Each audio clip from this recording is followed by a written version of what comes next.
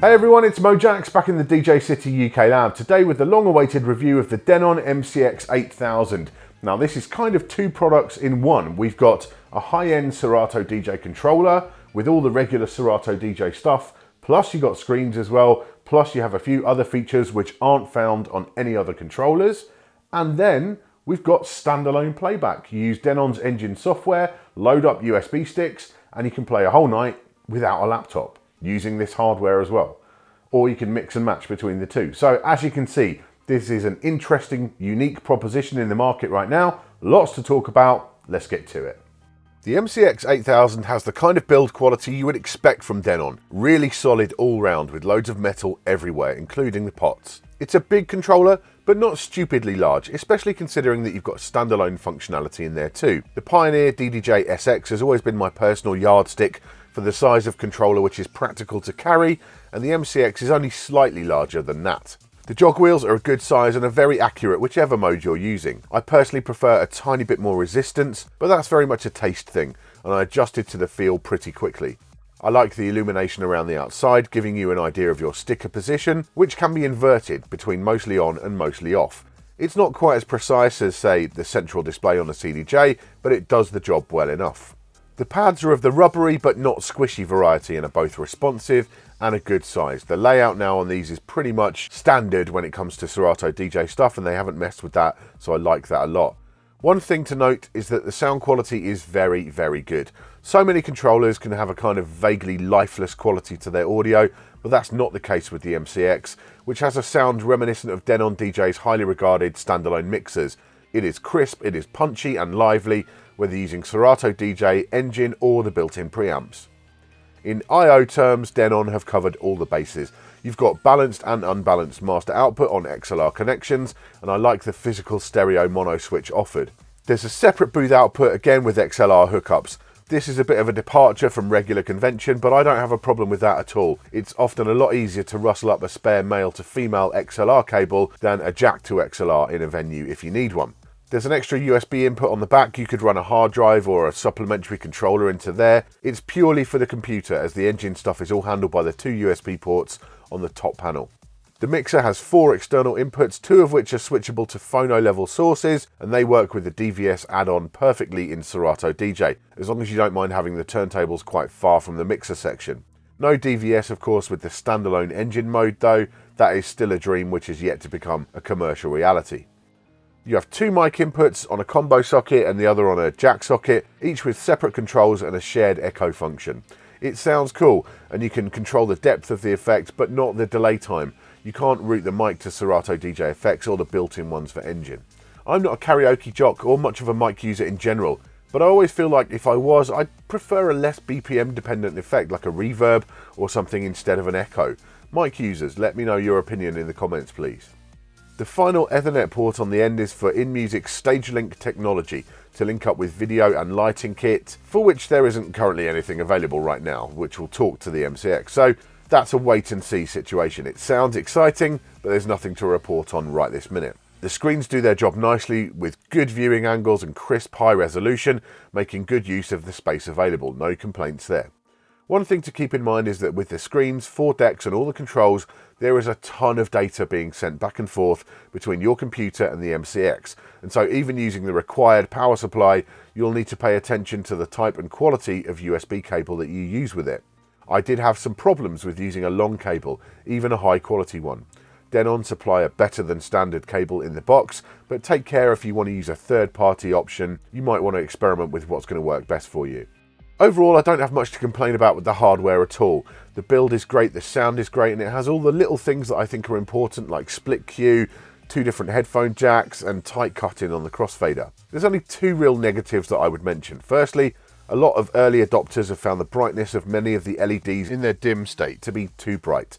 I would agree with that, and hopefully it's something Denon can address in firmware over time. Secondly, for me, the symmetrical layout is not ideal. Others may feel differently, but I treat controllers the same way that I do with modular equipment. And with a symmetrical layout with both pitch faders on the outside like you've got here, you have a mixer with 2 non-identical decks either side.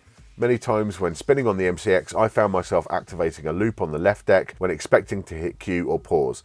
This is something that you can adjust to, of course, particularly if it's the only bit of hardware that you use, but for me it will never be quite as intuitive as an asymmetrical design. Moving on to the software side of things, there's no doubt this is a very tightly integrated Serato DJ controller. Sometimes the lockdown nature of Serato DJ's layout and functions can feel a little bit stale, but there's a lot to be said for consistency, and any user of previous SDJ hardware will feel quickly at home on the MCX. You have all the pad modes that you would expect, plus the unique pitch play feature. This relies on having Serato's pitch and time plugin enabled, but the MCX comes with a license for that, which is a cool bonus. Now, recently we covered a way on the channel to map a similar idea to other Serato DJ hardware, but the results of that don't really come close to the native feature found here on the MCX. You can choose any cue point of your 8 to work with at the push of a button, and you can switch between having the pads go both up and down in semitones, or just up or just down. It's really powerful, and there's scope for some truly next level tone play stuff with it, especially when you start thinking about doing it with 2 decks at once. The software effects are both post crossfader and line fader, which is essential in my opinion. More on that later. Having the screens when using Serato DJ is always a boon as far as I'm concerned, although I'm still missing the ability to sort your crates from the controller. This is common across all the screen efforts from the companies in this family. In the end, you're still going to need your laptop screen to hand, if only for things like searching, but this is a step in the right direction for me.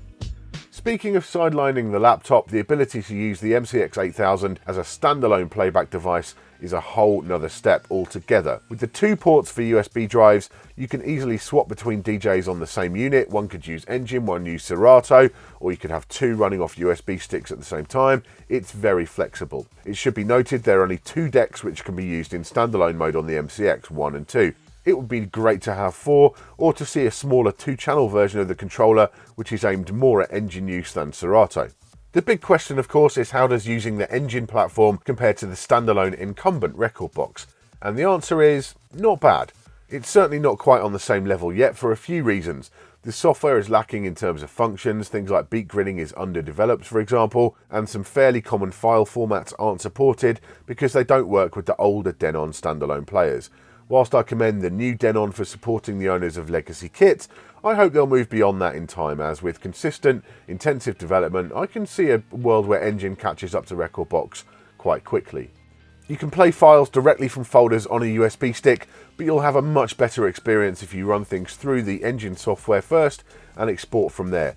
When you do, a majority of the MCX's Serato DJ features carry over, like most of the pad modes, the looping, etc. all works the same way. The experience is pretty consistent between the two, especially if you drag files from your Serato library into Engine, because then you're going to get your cue points and so on from Serato DJ as well. It makes the transition nice and smooth. Sound quality in general is on a par with using the MCX as a controller. The only noticeable difference is the time stretching. The stretching quality in standalone is by no means bad. I have heard a lot worse, but nothing really competes with pitch and time, which is simply superb. You do still have effects in standalone mode and they work pretty well. My only complaint there being that they are post fader, but they are not post crossfader. And that is of course different behavior to that with Serato DJ, so it's something you've got to bear in mind if you are switching between the 2 platforms regularly. In the end, having the standalone Engine functionality is definitely a welcome bonus with the MCX. No, it doesn't feel like a totally mature platform yet, but it's perfectly possible, even at this stage, to perform a set comfortably using the MCX and a USB stick alone. And the implementation of it here makes me excited to see how Denon DJ will develop it in future. Right now, it's really just incredibly handy for changeovers, back-to-back sets, and for those shorter or easier gigs where having your whole collection with you is overkill. So there we go, my thoughts on the Denon MCX8000. It's quite simple really. As a Serato DJ controller, this is a very mature piece of hardware. It feels really nicely integrated into Serato DJ. The screens are awesome, the controls all round feel really nice. Everything about the build quality screams professional kit. And yeah, it's one of the best, if not the best, Serato DJ controller on the market. If you're looking for that big 4-channel, you know, all singing, all dancing kind of thing, this has got to be up at the top of your list, without question. The standalone stuff, the Engine stuff, it's kind of in its infancy. You know, this is Denon, the new Denon's first crack at this standalone thing. It's good, it works. You know, you could definitely get through a night with the standalone system, but it's not quite on the level of Rekordbox as it stands right now. But, you know, that took a long time to get to the point it's at. And if Denon can iterate nice and quickly and keep the momentum going with engine, it could catch up pretty quickly.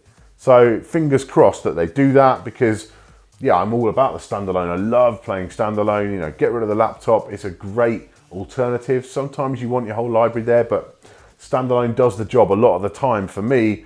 So I'd love to see engine develop a bit further still, you know, even more competition in the market is always good.